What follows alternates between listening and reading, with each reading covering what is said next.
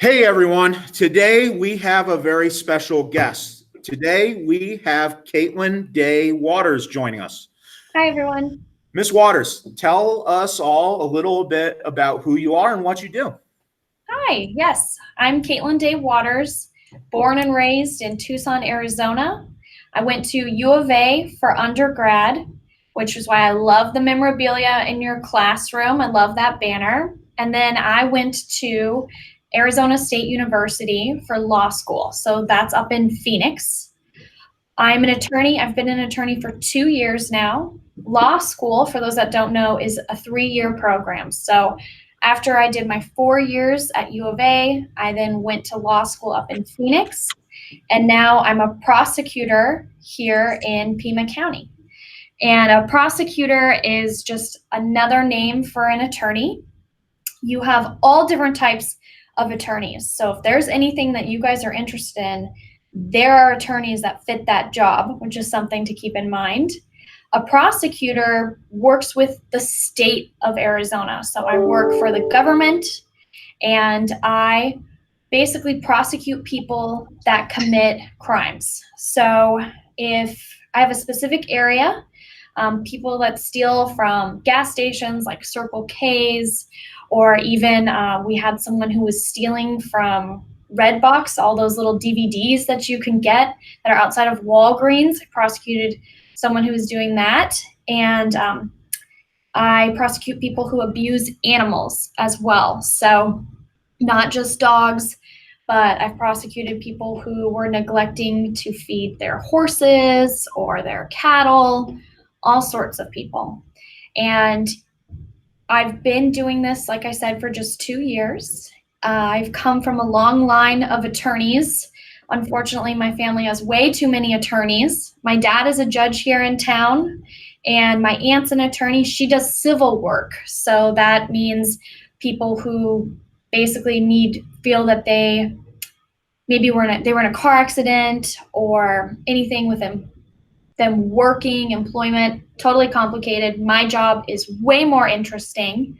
And then my great aunt, and one of the reasons that I'm here with you today, is Supreme Court Justice Sandra Day O'Connor.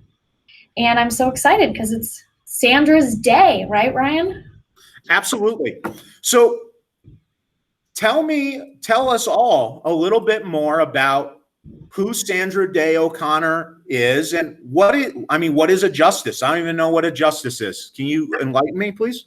Absolutely. So she went to Stanford Law and she graduated 3rd in her class. And this was a long, long time ago. So it was hard for women attorneys to even get jobs. So she worked her way up, went to the state legislature here of Arizona, and then eventually President Ronald Reagan appointed her to the bench. So when we say to the bench, that means basically she became a judge. And you have different layers, right? So say your parents get a speeding ticket, guys. That's justice court. That's the lowest court. A step up, the people who abuse animals, where I work, that's a court a little higher.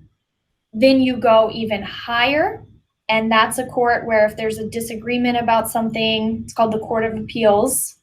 They can argue about that. There's a court above that, which deals with the laws for all of Arizona. Then if you have an issue with laws over different states, there's a district court. And then above that one, the very top one, is the United States Supreme Court. And that's where Sandra worked for many years. And she was appointed in 1981. So she's at the top. There's nobody above her when it comes to judges. That's why they're called justices. That's as high up as you go. And I am lucky that I get to see her and spend time with her, especially when I was in Phoenix. She's retired, living out her days in Phoenix. She is a big fan of always dressing for success. And so one time I went to go talk to her for a little bit after a class, and I hadn't brushed my hair, guys. And first thing she says to me when I walk up is, "You need to go get a brush and brush your hair right away, young lady," because she believes in always looking your best for success. And she's a cowgirl. Did you know that, Ryan? She's from a ranch. I did know that. I did. She's from the Lazy Bee. So she grew up, her pets were a little different than our pets.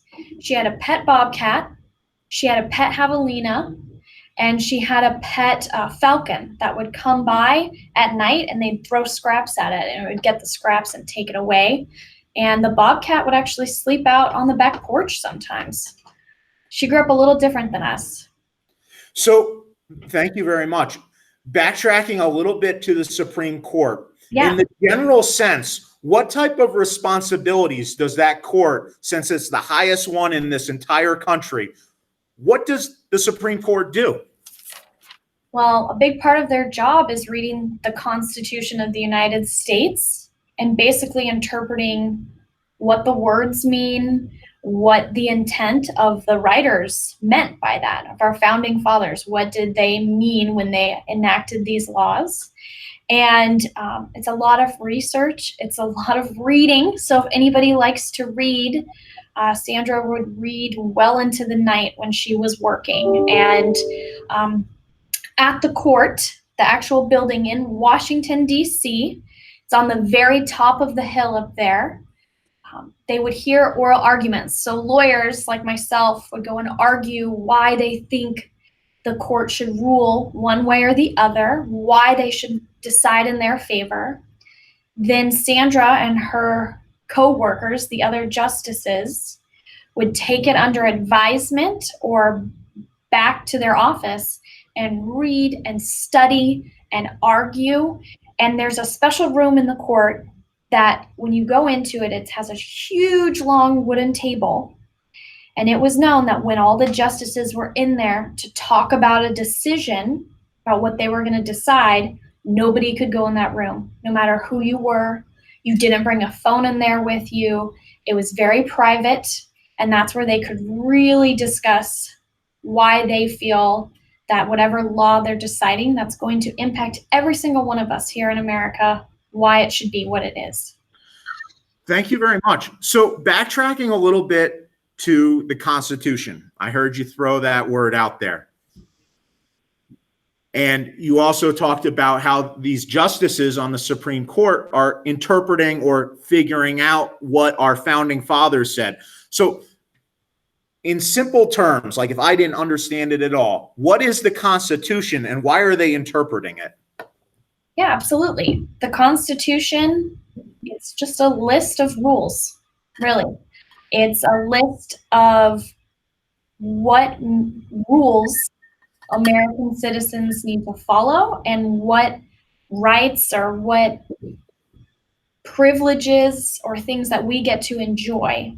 And it's things that the citizens get to keep that can never be taken away from us by anybody, by the government. And it's it's one of the most unique documents ever written, and it's kind of why we study civics a little bit and why it's so important to study civics, is to figure out what makes our America work. Does that kind of answer your question? Absolutely. So you mentioned civics. Civics was very important to Sandra Day O'Connor, correct? Can you talk about that a little bit? Yeah. So on the bench, you know, the justices, there's 9 of them, and they vote one way or another. And Sandra, Justice O'Connor, was known for being always in the middle, deciding one way or the other. She was known for always working together with everybody. And that is part of why her love of civics is so important. Civics, understanding how things work, not even in Washington, D.C., but in your hometown, in Tucson, in Pima County, so that you can help participate with public government and help contribute to it, is a really important thing, and work with all different types of people. That's why civics is important. So civics would even be important down in Rio Rico, right? Without a doubt. That's where civics starts, is right there. So would you say that civics is a vital part of democracy? 100%. So without everyday people, we're not talking about justices of the Supreme Court or the president, but just everyday people like that fill schools. They are a vital part in this democracy by contributing to with civics. Absolutely. We're what make it up. We're the whole reason that Sandra even had a job.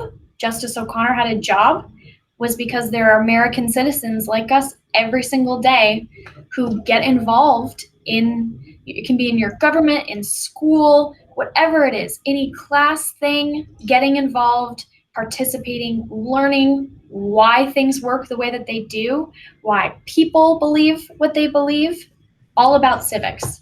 Absolutely. So what are some doable examples of civics? Like, we talk about civics, but what is it? What is it when the rubber meets the road? What is civics in everyday life? What are some examples for you?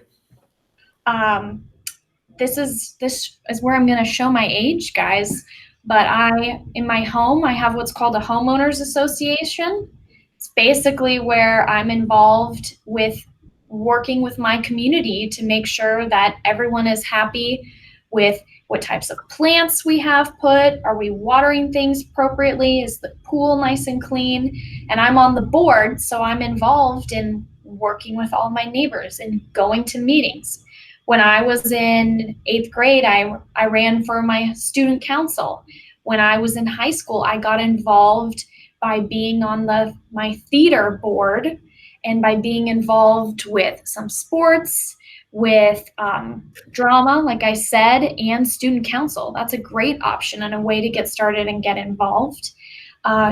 Meetings, there's public meetings. So you have your city, they'll have town halls, going to them and hearing what people have to say and maybe raising your voice and saying your opinion. That's all ways to get involved. Voting, that would be an example of civics. Absolutely. When you're 18, register to vote. It's super easy to do too, guys. You just have to go online, register to vote, and you're done. So what about staying informed? Would that be part of civics? Oh, of course. How do you stay informed? Totally. Well, reading as much news as you can. I don't just mean the newspaper. I mean, who reads the newspaper anymore, right? Twitter, you can look up stuff on Twitter. Sorry, Brian, too soon. You can look up things on Twitter. Instagram, I get a lot of my news from Instagram. You can follow different news sources, look that up that way. Of course, the newspaper is always great. And just go to I love watching my local news stations at night. Like here, it's News 4 Tucson. And watching that really tells you what's going on in your community. Whereas maybe on Instagram or Twitter, that's more nationwide. So yeah. In case no one knows this, but Caitlin, Miss Waters, and I went to undergraduate school together where we studied journalism. Yep. We went all through this together. And to me, one of the simplest and important things that you can do as a citizen of this country is to stay informed. You hear all the time about all these things at the national or country level. Yep. All these different issues, whether it be big or small. A lot of it throughout our history doesn't necessarily impact everyone's life on a daily basis. But just staying informed locally is a huge step, because locally, they're always going to be in your business. It's going to be your roads. It's going to be your schools. It's where you live. So it is very, very vital that you know what's going on. Yep. Do you agree with that? Oh yeah, and now with social media, it's so easy. You can follow your favorite reporters on their social media or read. They're going to post about whatever they're going to talk about. You can follow the Pima County Board of Supervisors, your town hall members, your mayor. You can follow these people on Facebook, whatever, and it's an easy way because you always have your phone with you, I'm sure, to just find out what's going on. So why is the journalism world, the field of journalism, whether it be TV, newspaper, or a social media journalist, how are they part of this political universe that we live in? What is their role in this? Why are they an important part of this? They give us the news. They tell us what's going on. We're more connected now than ever. Back in Sandra's day, when she was just starting out as a justice, they would publish actual documents of what her decision was in a case, right? Why she voted one way or didn't. And all the justices would publish these 60-page plus huge documents, and they would mail them to people. But now these journalists can just bring us through the internet the results of whatever case it was. They connect us instead of having for us to wait to get some news. They connect us to it almost instantly. And it's a really wonderful thing. I recommend when I wake up in the morning, I subscribe to a few news stations. I'll go through and skim and just read, whether it's national or local. And then before I go to bed too, just trying to always stay informed. And it's easier now more than ever. Absolutely.